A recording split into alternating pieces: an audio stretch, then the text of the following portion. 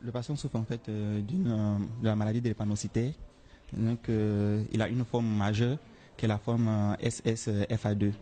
Voilà, qui est la forme la plus grave. Le patient a été admis il y a environ 5 jours pour des douleurs ostéo-articulaires et une douleur abdominale associée en fait à une forte fièvre à 39 degrés. La maladie a vraiment bien évolué. Actuellement, l'enfant ne fait plus de fièvre. Donc, pour le moment, on le met en observation jusqu'à demain. Depuis une semaine, le petit Ange est hospitalisé au service d'hématologie du CHU de Yopougon. Sa mère vit au quotidien la souffrance de son fils de 4 ans. Son père a la drépanocytose. C'est pour ça qu'il a hérité. On vient en consultation chaque 3 mois.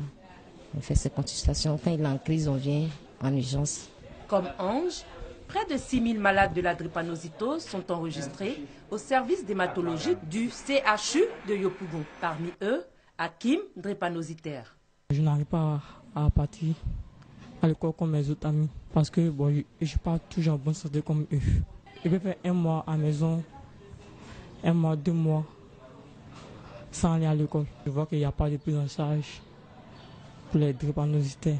Les médicaments sont payés par nous-mêmes. Donc, si l'État pouvait faire quelque chose pour les drépanocytaires, ça nous fait très plaisir parce que nous sommes confrontés à des douleurs durant toute la vie.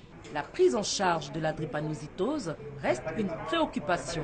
En moyenne, pour le suivi, le coût de traitement est aux alentours de 100 000 par mois. 100 000 francs par mois, ce n'est pas à la portée de tous. Vous voyez?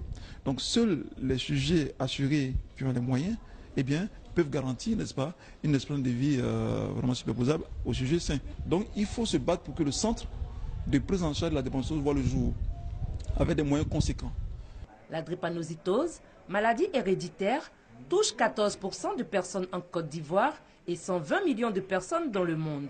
Pour les spécialistes, il est mieux d'insister sur la prévention. On ne peut pas la guérir comme ça. Donc ce qu'on peut faire, c'est d'abord, d'éviter la naissance des enfants drépanocytaires. Et ça, on peut le faire. Éviter, n'est-ce pas, les mariages à risque. Les mariages à risque, ce sont les mariages consanguins.